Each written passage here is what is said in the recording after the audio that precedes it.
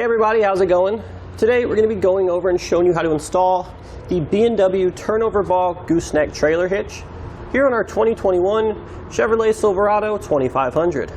So the BMW turnover ball is a gooseneck trailer hitch. It has a 2 5/16 inch hitch ball, which is going to be accommodating for most gooseneck trailers. However, a lot of people actually use this underbed installation kit to tow a fifth wheel. And you're able to do this by using one of BMW's companion fifth wheel trailer hitches that simply installs into this center square post here. It's available in both a fixed and sliding version. So no matter if we have gooseneck or fifth wheel trailers, we're going to be covered here with the BMW turnover ball. So there are a few reasons that I really like the BMW turnover ball. One of them is obviously the fifth wheel trailer compatibility. The other one is going to be the clean, simple installation look. As we can see now, this is what's going to look like when we're towing a gooseneck trailer. The only thing we're really going to be able to see is obviously the hitch ball. We have the 2 safety chain loops here on the side. But when we're not towing, we can actually flip this hitch ball around and store it upside down into the gooseneck hitch here. And we'll have a pretty much uninterrupted truck bed here. So we're not going to have to worry about taking up any space. We're going to have still tons of room to do and carry anything we need. So we're going to want to disengage our latch pin on the side of the truck, but then we can pull our ball out, flip it around, and then now we have it in the stowed position. So if you're looking to get into fifth wheel or gooseneck towing, you may or may not already be familiar with the BMW brand. But if you're not, what you're going to come to find out is BMW is one of the most highly rated options on the market. They're very well reviewed, and it's for good reason. Most of their products are completely overbuilt. They're built with very thick steel. You don't have to worry about anything breaking down. They're extremely durable. It's also all powder coated. They have that signature gray powder coat, which I really like. It's going to protect everything from rust. And with BMW, everything is made right here in the USA, and it all has a lifetime warranty. So in regards to weight capacity, you really shouldn't have any concerns at all. While we're using it with the hitch ball that comes with it as a gooseneck configuration, we're going to have a 30,000 pound gross trailer weight rating, which is the amount of our fully loaded trailer. And then we're going to have a 7,500 pound tongue weight rating, or rather pin weight rating, which is going to be the downward force on the hitch ball. Now, if we're using this in the fifth wheel configuration with the BMW companion fifth wheel hitch, that's going to limit us to 20,000 pounds, which is still going to be plenty for most trailers. So if we come over here inside the driver wheel well, we're going to show you the latching mechanism. This is what secures the hitch ball or our fifth wheel hitch in the truck bed here. We're going to simply pull out and then rotate it to lock it in place. Then we can flip our hitch ball upside down or remove it, install our fifth wheel hitch, and then once we have it secured, it's as simple as twisting it and then letting it retract back in. So in regards to installation, I will level with you guys. I've installed quite a few fifth wheel and gooseneck hitches, and they're not particularly easy. They are definitely going to take you some time, but I was pleasantly surprised with this kit here. It wasn't too bad at all. It really didn't take us that much time. We didn't really need any specialized tools. It was all pretty straightforward. I would definitely say this is one of the easier gooseneck hitches I've installed. So if you guys just have some basic tools in an afternoon to be able to do this, I do think you guys can do it at home by yourselves. Let's go ahead and jump into the install now so we can show you how. So the first thing we're going to do is we're going to be lowering our spare tire. Now the tools we're going to need to do this are going to be located inside the vehicle. There'll be more information on this in your owner's manual. So now that we have our spare tire out of the way, we're going to be removing our spare tire heat shield. There's going to be 2 bolts holding it in, one back here, one back here. We'll remove these both with a 13mm socket.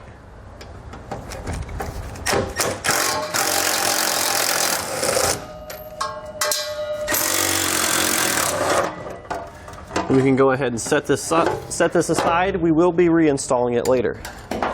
So now that we have the spare tire heat shield out of the way, there's one more heat shield we need to remove, which is this one over here above the exhaust. So we're going to have 4 bolts. They're going to be on top of the heat shield here. We'll remove these using the same 13mm socket as before. If you have a ratchet with an adjustable head, it's going to make things a little bit easier because it is a little tight up there.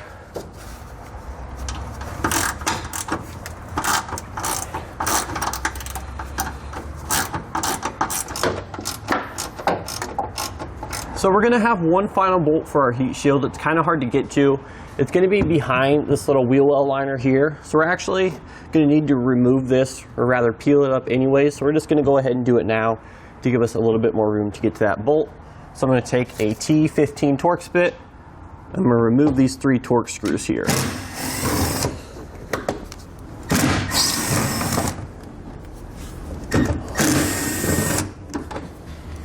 So once we peel that liner back, we should see it right in here.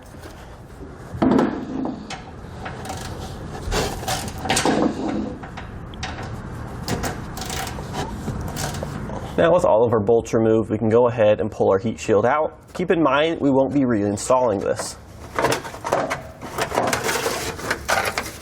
So the next part of our installation, we're going to be drilling the 4-inch hole into our bed here. So the first thing we're going to do is we're going to take a couple measurements. The first measurement we're going to be taking, we're going to find the center rib here on our bed, and we're going to measure from the end of the bed to a point which is going to be described in our instructions. It'll be different if you have a long or a short bed, but we want to make sure that we have the tape measure nice and tight up against the back of the bed here, and then we're going to be measuring forward. I'd also like to note that if you have a spray-in bed liner, which is what we have here on this truck, you want to add about 1/8 of an inch to 1/16 of an inch of thickness to your measurement so you can make sure you get it in the right place. So once we have our measurement here, we're going to have to take one more, and that's going to be the distance left to right. So the best way to do this is to actually, there's going to be a little rib here on the inside of our wheel wells. We're actually going to be measuring from there to there. So we'll hold our tape measure in place, and then we'll measure to the other rib on the opposite side. And once we get that measurement, we're going to divide that by 2, and that's going to let us know what the center point of our bed is. So then the point where the center point intersects with our long point, that's going to be where we're going to drill our 4-inch hole. So once we have that marked, we can take our 4-inch hole saw, we can go ahead and drill that point out. So a little tip for you guys here, we have a piece of plywood, and we're going to be using this to help us drill our hole because it's going to stabilize our hole saw a little bit. It's going to have a lesser chance of jumping around on us. So I'll show you how to do that. So now we're going to stand on our plywood here, and this is going to help brace us. We also want to make sure that we have a nice tight grip on our drill here, because when it catches, the drill bit can kick and hurt our wrist. So let's just go ahead and drill our hole now.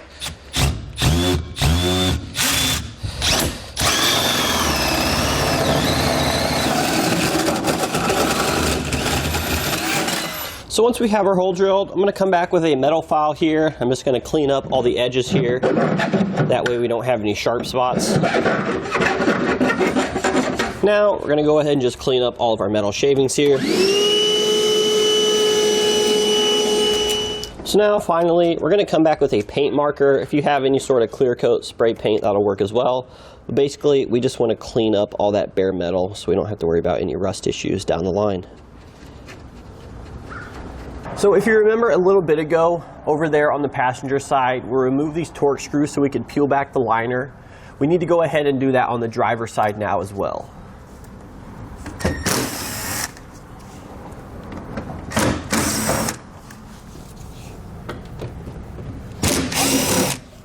And then we'll just peel back the liner here.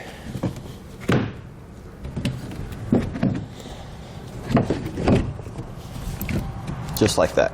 So now we're going to come back under the truck here. Now it doesn't matter if we're on the driver or passenger side. The passenger side is a little bit clearer so we can show you what's going on a little bit better.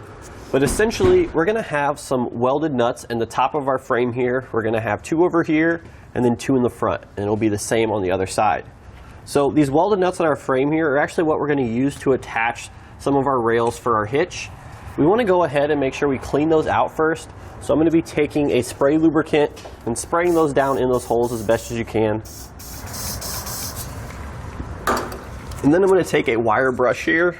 We're just going to clean those out as best as we can. So then we're just going to repeat that same process for the other 2 weld nuts up in here, as well as on the other side of the vehicle. So once we have the holes cleaned out, an extra step here, it's sort of optional. We're going to use this. That's going to help us a little bit better when we're aligning all our rails. But basically, I'm just going to take my finger, I'm going to feel for that hole, and I'm going to come straight down to the inside of the frame here where that is, I'm going to take a paint marker, I'm going to make a mark so I know where that weld nut is. And again, I'll just repeat that same process on our other holes. So now we're ready to do a little bit of assembly outside the vehicle here. We're going to take one of our cross tubes, we're going to look inside, we're going to notice that one side has this welded seam. I'm going to make note of that for this next step. It needs to be facing down, and then we're going to take one of our cross member brackets here and just simply slide that on like so. Then we're going to take our hex bolts here that come in our kit, we're going to line up our holes, and then we're going to insert those through.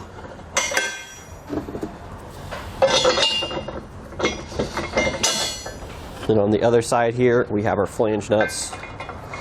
We'll go ahead and install these and tighten them down.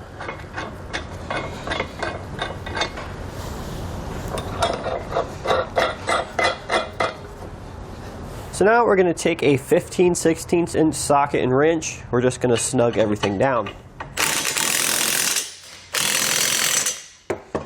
And now we'll come back with our torque wrench here and torque it to spec.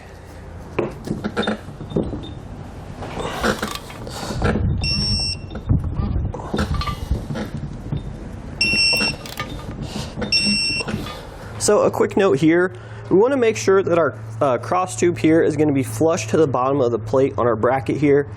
So it's not a perfect straight line because there's a little bit of an indentation here in the center, but it is touching on the two outside edges, which is what we're looking for. So now we'll take our partially assembled crossbar assembly. I'm going to take the end here without the bracket on it, and I'm going to install it, or rather position it over the exhaust here, pointing towards the passenger side.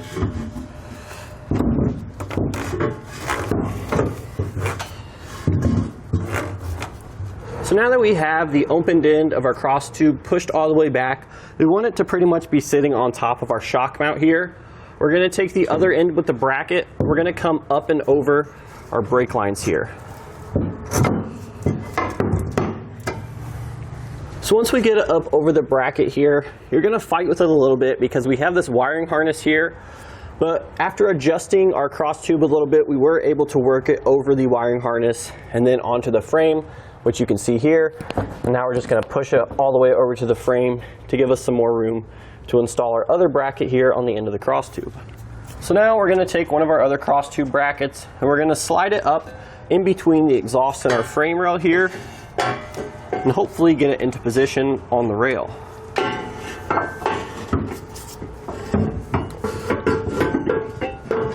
So I'll be honest with you guys here, we did have to fight with this one a little bit. It's not going to be as easy as it may seem, but we actually went ahead and lowered our exhaust here. There's going to be a couple hangers here. We have one at the rear and then two at the center, which you can see here. I initially didn't think we were going to have to lower the exhaust, but it definitely did make things a little bit easier. So if you just remove those three hangers here, it's going to make our lives much easier. So once we have the bracket into position, we'll go ahead and line everything up. And then we can take our bolt and place it through to line everything up.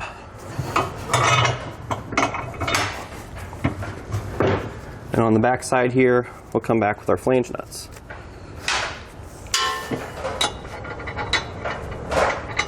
So now we're pretty much going to repeat the same process here for the rear cross member. Again, by attaching one of the brackets here first to the cross tube, putting it on the vehicle, and then placing the other one on. The only difference is going to be we're actually not going to be torquing down this bracket here like we did for the other one.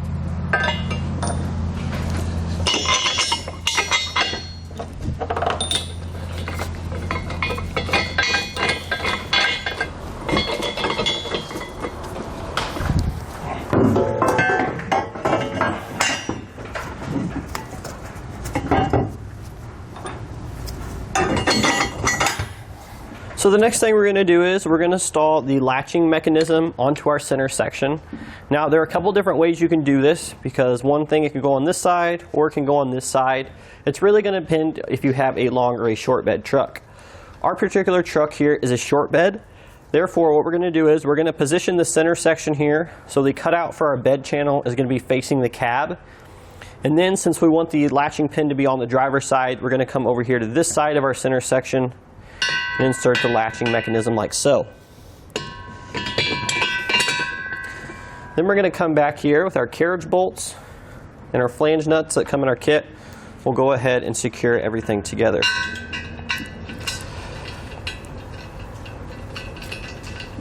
Once we have our nuts started, we'll come back with a 1/2 inch socket here. We'll go ahead and tighten those down.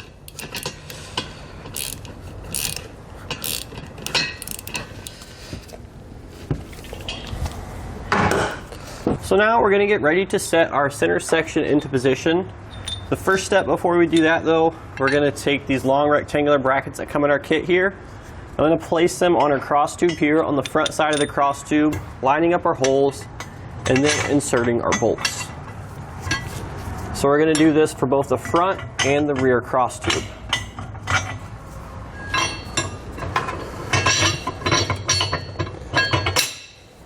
So now we're going to go ahead and spread apart our two cross sections here. Not all the way, just enough so we can get the center section into position. So now we'll take our center section here, just again verifying that we have the latching release mechanism over here on the driver's side. Let's go ahead and set this up into position now between our brackets.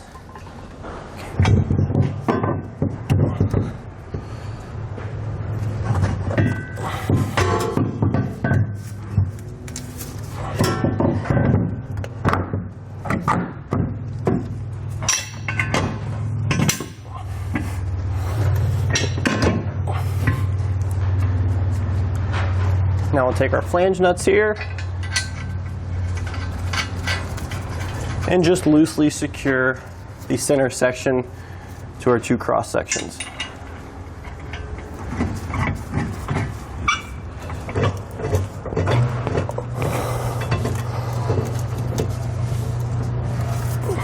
So the next thing we need to do, we have sort of an eye contraption set up. BMW actually offers a lifting device specifically for this purpose, but if you don't want to spend the extra money and you have a 2x4 laying around with some jack stands or some blocks of wood, ideally if you had a 2x4 that was long enough, you could just set it across the bed rails here.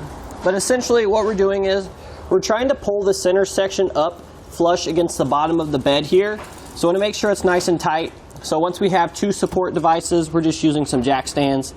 In a 2x4 here, we're just going to take a ratchet strap and we're just going to pull up that center section to get it nice and tight on the bottom of the bed. The next thing we're going to do is we're going to take our M14 hex bolts that come in our kit here.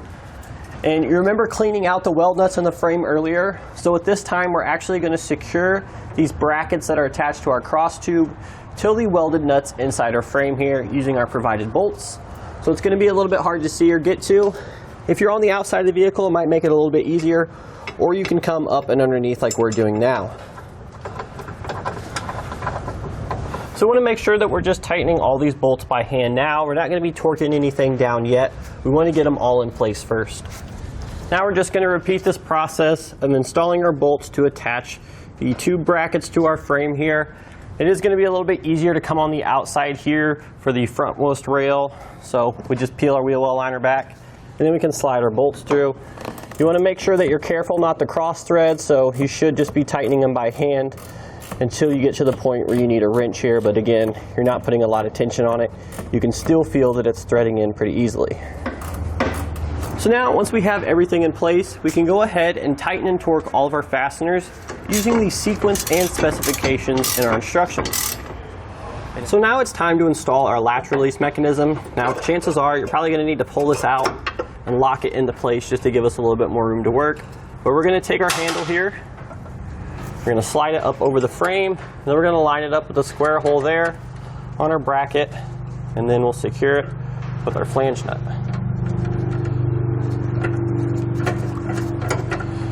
Once we get it started, we can take our 1/2 inch socket and tighten that down. Make sure we don't go too tight.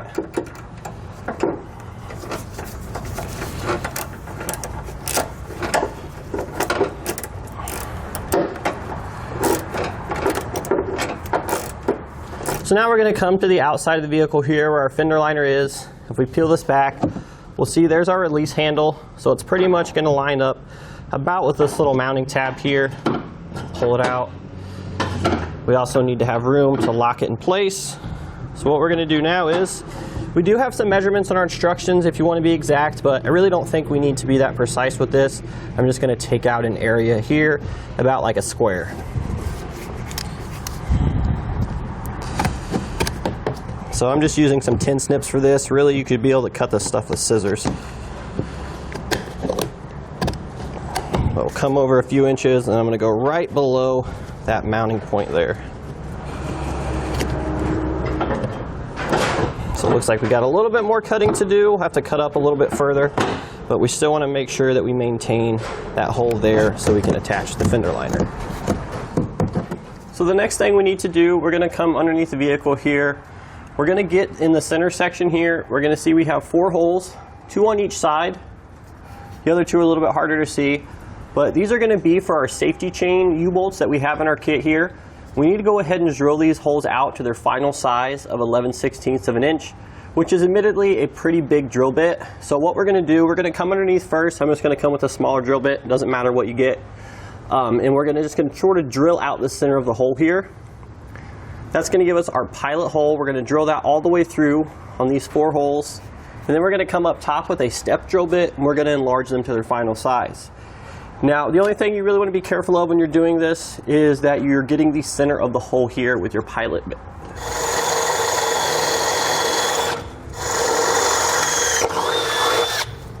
And now we'll just simply repeat that for our other 3 holes here. So now that you can see we have our 4 pilot holes, 2 on each side, we're going to come back with our step drill bit and we're going to enlarge them to their final size.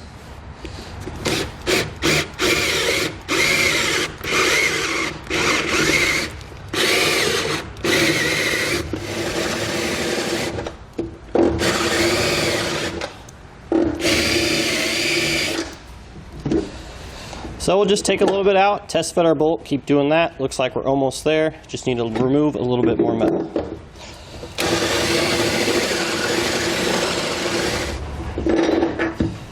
So there we go. Now we'll go ahead and just repeat the same process for that other 2 holes. And then once we get them drilled, similar to how we did with the larger hole here, we'll take our vacuum, we'll go ahead and clean up all those shavings, and then we'll use a paint marker to fill in that hole there so we don't have any bare metal.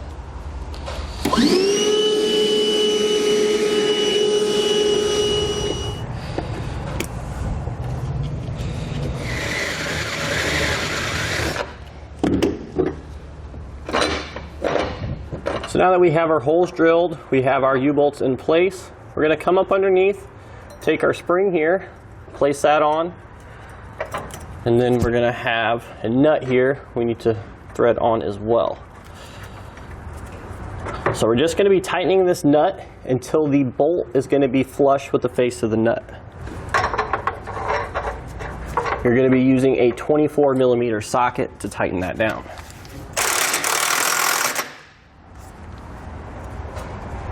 And now our final step here, once we have everything into position, we'll go ahead and just button up all the stuff that we removed earlier, such as the spare tire heat shield, and then don't forget to re-secure our fabric in the wheel wells.